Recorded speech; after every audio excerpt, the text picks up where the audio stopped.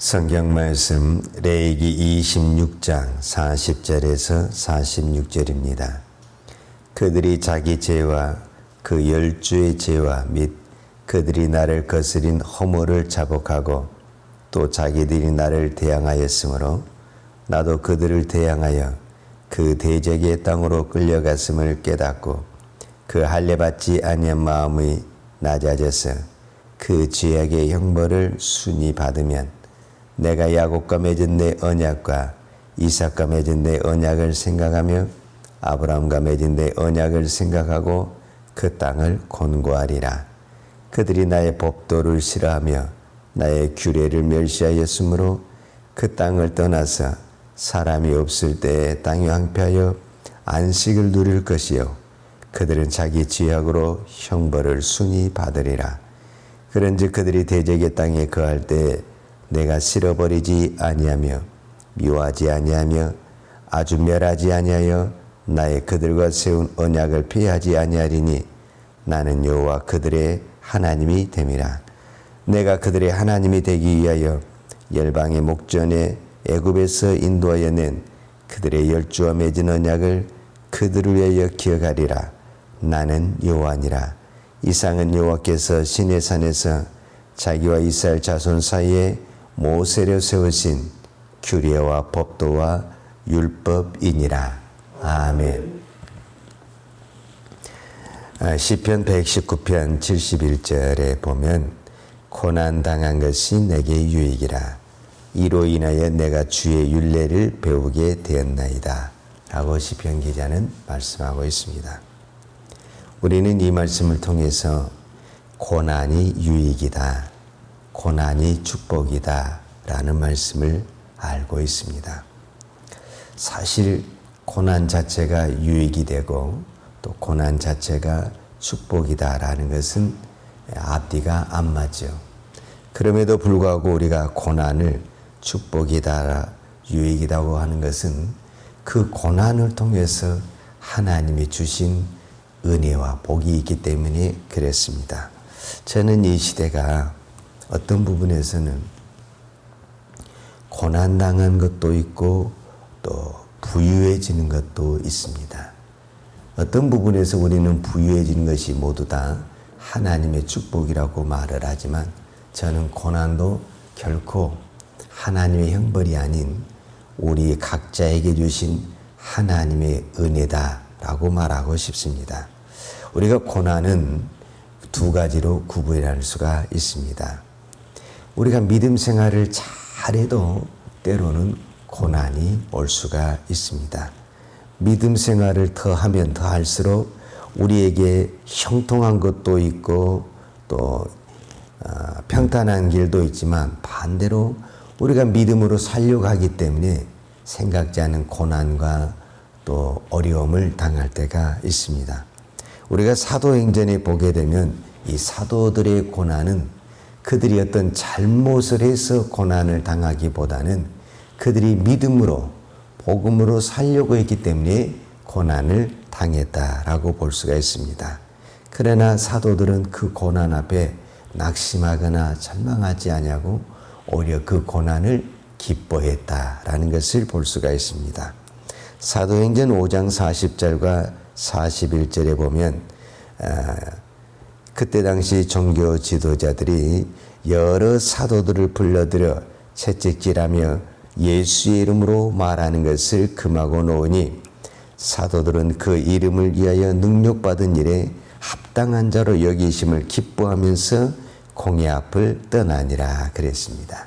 그러니까 그들은 그 공회 앞에서 고난을 받고 어려움을 당했지만 그걸로 인해서 낙심하지 아니하고 오히려 기뻐하고 감사했다라고 성경은 기록하고 있습니다.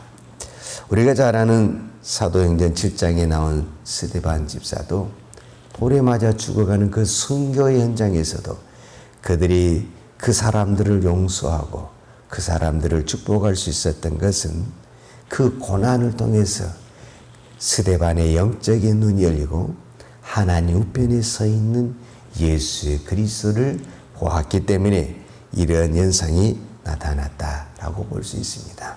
즉 우리가 믿음의 길을 가면서 고난을 통해서만 볼 수 있는 영적인 세계가 있고 고난을 통해서만 들을 수 있는 영적인 비밀이 있다라는 것을 볼 수가 있습니다.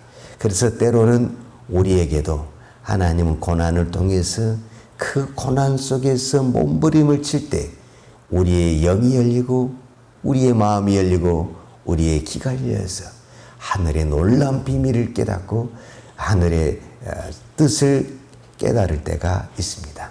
그래서 고난은 우리에게 영적으로 유익이 된다라고 말할 수 있습니다.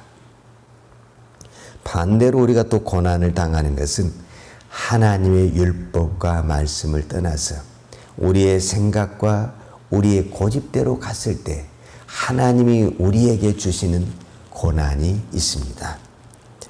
이 고난이 왜 우리에게 유익이 되고 축복이 되냐면 이 고난이 아니었다면 하나님 앞에 회개하고 돌아오지 않았을 텐데 이 고난으로 말미암아 우리가 하나님 앞에 회개하고 돌아갔기 때문에 이 고난 자체가 우리에게 유익이 되고 또 이 고난이 우리에게 축복이 되었다라고 말할 수 있습니다. 우리가 구약의 사건에서도 보면 요나가 하나님의 말씀을 무시하고 자기 생각과 자기 고집대로 하나님의 말씀에 불순종하고 다른 데로 떠났습니다.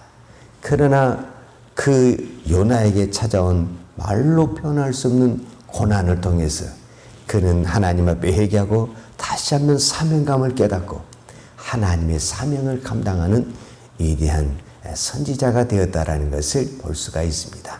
그래서 요나에게 있어서는 그 고난이 아니었다면 그는 사명을 잃어버렸을 것이고 하나님을 무시하고 생활했을 것입니다.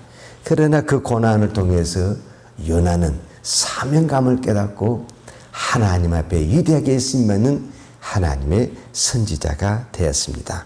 제가 왜 이 말씀을 하냐면 레위기 26장은 하나님의 축복과 하나님의 저주가 있습니다.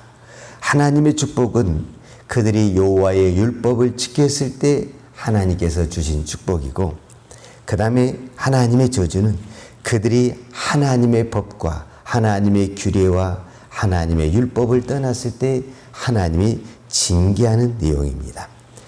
하나님은 이스라엘 백성들이 율법을 떠났을 때 계속 징계를 했습니다.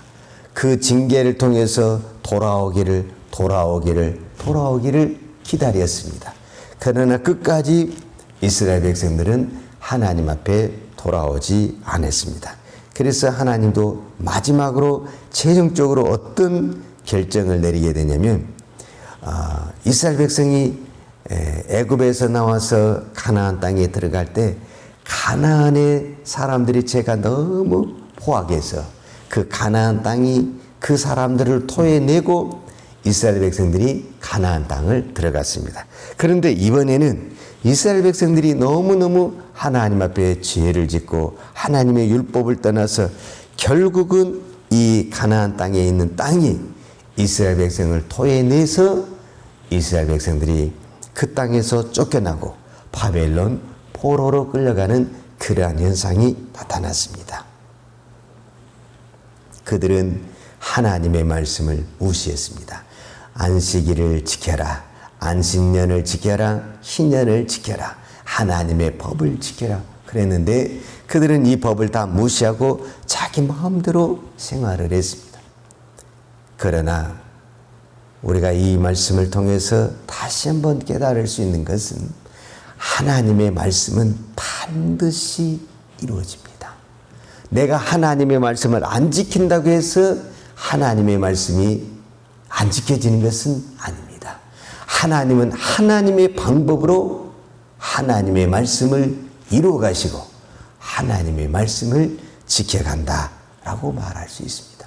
만약에 하나님이 말씀을 하셨는데 우리가 거부하고 우리가 하나님의 말씀을 무시함으로 말미암아 하나님의 말씀이 이루어지지 않는다고 한다면 그 말씀은 능력이 없고 권세가 없는 것입니다. 내가 그 말씀을 지키든 지키지 않든 하나님은 하나님의 말씀이 이루어져야만이 그 말씀은 하나님의 말씀 자체로 권세가 있고 능력이 있는 것입니다. 그렇기 때문에 우리가 하나님을 믿는 사람으로서 내가 하나님의 말씀을 지키든지 지키지 않든지, 우리가 순종을 하든지 불순종을 하든지, 하나님은 하나님의 말씀대로 이루어 가십니다. 그것이 하나님의 말씀의 권위요 하나님의 말씀의 능력이다 라고 말할 수 있습니다. 저는 오늘 이 말씀을 통해서 우리가 흔히 이렇게 말을 하잖아요. 오늘 이 시대에 가장 사람들이 중요하게 여기는 것이 두 가지가 있는데, 그 두 가지가 뭐냐면 시간과 물질입니다. 즉 시간과 돈입니다. 그런데 정확하게 하나님은 그것을 아시고 우리에게 시간과 돈을 요구하십니다. 그 시간을 요구하는 것이 안식일을 지키는 것이고, 안식년을 지키는 것이고, 신년을 지키는 것입니다. 그 안식일을 지키면서, 안식년을 지키면서 우리는 무엇을 고백하냐면 시간의 주인이 하나님이라는 것을 고백하게 되는 것입니다. 그리고 우리가 물질의 11조를 들으면서 우리의 물질의 주인이 하나님이라고 고백을 하는 것입니다. 그런데 우리는 때로는 이 말씀을 무시하고 내 마음대로 시간을 쓰고 내 마음대로 물질을 쓸 때가 있습니다. 그러면 그렇다고 해서 하나님은 그 말씀이 그대로 놔두냐? 절대 그렇지 않다라는 것입니다. 하나님은 하나님의 방법으로 계산을 하고 하나님의 방법으로 우리에게 시간을 가져가시고 우리에게 물질을 가져가십니다. 즉 하나님은 하나님의 방법과 하나님의 계산법으로 우리에게 시간을 가져가시고 우리에게 물질을 가져가십니다. 내가 단지 하나님의 말씀대로 순종을 안 했을 뿐이지 하나님은 어떤 방법과 어떤 사건을 통해서 우리에게 시간을 빼앗아 가시고 우리의 물질을 걷어가십니다. 그렇기 때문에 이 땅에 있는 모든 사람들은 나는 안 지켰다고 말할지 모르겠지만 하나님은 하나님의 방법으로 다 지켜갔다라고 말을 할 수 있습니다. 왜? 하나님의 말씀은 말씀 자체가 권위가 있고 능력이 있기 때문에 그 하나님이 말씀하신 것은 반드시 하나님의 방법으로 이루어 가신다라는 사실입니다. 자, 오늘 말씀을 제가 왜 이렇게 길게 이야기를 했냐면 41절에 보면 이스라엘 백성들이 죄를 지었어요. 그래서 하나님께서 이스라엘 백성들에게 벌을 내리시는데 어떻게 이야기했냐면 나도 그들을 대항하여 그 대적의 땅으로 끌려갔음을 깨닫고 그 할례받지 아니한 마음이 낮아져서 그 죄악의 형벌을 순히 받으면 그랬어요. 그러니까 이 백성을 그 대적에게 땅으로 끌려가게 하고 그 땅에서 그들이 그 죄악의 형벌을 순히 받으면, 즉 그 죄악의 형벌을 기쁘게 받으면 하나님의 때가 되매 돌이키시겠다, 그 말씀을 하시는 거예요. 자, 43절에도 보면 그들이 나의 법도를 싫어하며 나의 규례를 멸시하였으므로 그 땅을 떠나서 사람이 없을 때 땅이 황폐하여 안식을 누릴 것이요 그들은 자기 죄악으로 형벌을 순히 받으리라. 즉 하나님께서 이스라엘이 이 땅에서 안식일도 지키지 않았어요. 안식년도 지키지 않았어요. 희년도 지키지 않았어요. 그리고 자기 마음대로 땅을 사용을 했어요. 그래서 결국 이 땅이 토해내서 이 땅은 하나님이 바벨론 포로로 싹 보내버렸어요. 그래서 이 땅은 황폐한 땅이 됐어요. 그런데 하나님은 뭐라고 말했냐면 이 땅에 안식을 주었다, 이렇게 말을 하고 있어요. 그러니까 그동안에 이스라엘 백성들이 자기 마음대로 이 땅에 하나님이 안식을 주라고 그랬는데 안식을 안 주었다라는 거예요. 그래서 하나님이 한꺼번에 모두어서 이스라엘 백성들을 싹 어디로 보내버리고, 즉 바벨론 포로로 보내버리고 이 땅을 하나님이 안식을 주었다, 이렇게 표현을 하고 있습니다. 그러니까 결국은 하나님은 하나님의 말씀대로 이루신다라는 것을 우리가 다시 한번 말씀을 통해서 볼 수가 있습니다. 우리가 대충 계산을 제가 해보니까요, 이스라엘 백성들이 가나안 땅에 들어온 그 시간이 있을 거 아닙니까? 애굽에서 나와가지고 가나안 땅에 들어온 그 시간이 있어요. 그리고 그때부터 이스라엘 백성이 이제 나라가 형성돼서 사울을 통해서 다윗을 통해서 솔로몬을 통해서 통일왕국을 이루시고 그 다음에 다시 분열왕국이 돼서 바벨론 포로까지 멸망할 때까지 우리가 시간을 계산해 보게 되면 약 600년에서 700년 사이가 됩니다. 그런데 그 시간 동안에 이스라엘 백성들은 안식일, 즉 특별히 안식년과 희년을 지키지 않았어요. 그러니까 이 700년이라는 시간을 정확하게 하나님은 계산해서 그 700년의 10분의 1, 70년을 바벨론 포로로 보내시고 그 땅을 70년 동안 정확하니 안식을 이루게 하십니다. 하나님의 말씀은 반드시 이루어집니다. 내가 안 지킨다고 해서 하나님의 말씀이 이루어진 것 아닙니다. 하나님은 하나님의 방법으로 이루어 가십니다. 그렇다고 한다면 우리는 내가 하나님 앞에 불순종해서 하나님의 말씀을 강제적으로 매를 맞으면서 이루기보다는 내가 기쁨으로 순종을 해서 하나님의 뜻을 이루고 하나님의 말씀을 이루어간다면 우리에게는 더 큰 은혜와 축복이 될 줄로 믿습니다. 하나님의 말씀은 1.1억도 땅에 떨어지지 않냐고 반드시 이루어진다고 그랬습니다. 내가 하나님을 믿는 백성이라면 우리는 이 말씀을 믿어야 됩니다. 하나님의 말씀은 반드시 이루어진다. 이 말씀을 믿고 오늘 또 우리가 하나님의 말씀을 지키려 몸부림을 칠 때 그 말씀은 오히려 우리에게 장애물이 아니라 나에게 축복이 되고 은혜가 되고 능력이 되고 권세가 될 줄로 믿습니다. 기도하겠습니다. 하나님 아버지 감사합니다. 하나님의 말씀은 변함이 없고 하나님의 말씀은 능치 못한 일이 없음을 믿습니다. 하나님이 말씀하신 것은 반드시 이루어진 줄로 믿습니다. 때로는 우리가 어리석고 둔해서 불순종하고 내 고집대로 갈지라도 하나님은 하나님의 방법과 하나님의 계산법으로 반드시 하나님의 말씀이 이루어간 줄 믿습니다. 오늘 말씀을 통해서도 우리는 다시 한번 이 사실을 깨달았습니다. 하나님의 말씀이 반드시 이루어질 텐데 우리가 하나님의 자녀로서 우리가 기쁨으로 하나님의 말씀에 순종하여 하나님의 뜻을 이루고 하나님의 말씀을 이루어가는 믿음의 사람, 하나님 앞에 순종의 사람 되기를 원합니다. 하나님 우리의 믿음을 붙들어 주셔서 이 땅에 하나님 나라에 위대하게 쓰임받는 하나님의 종들로 축복하여 주옵소서. 하나님께서 이 땅에 교회를 세우시고 이 땅에 수많은 주의 백성들을 부르셔서 오늘 또 부족하지만 우리를 통해서 하나님의 말씀을 이루어가기를 원하시고 하나님의 뜻을 이루어가기를 원하시는 주님, 오늘 또 우리가 부족하지만 내 있는 그 현장에서, 내 가정에서, 내 직장에서, 내 삶의 현장에서 하나님의 뜻을 이루어가는 하나님의 거룩한 종들이 되도록 축복하여 주옵소서. 오늘 또 하나님 앞에 귀한 예물 드리는 손길을 축복해 주시고 오늘 또 우리가 이 물질을 드릴 때마다 이 물질의 주인이 하나님을 고백하게 하여 주옵소서. 예수님의 이름으로 기도하였습니다. 아멘. 여호와는 내게 복을 주시고 너를 지키시기를 원하며 여호와는 그 얼굴로 내게 비추사 은혜 베푸시기를 원하며 여호와는 그 얼굴을 내게로 향하여 드사 평강 주시기를 원하노라.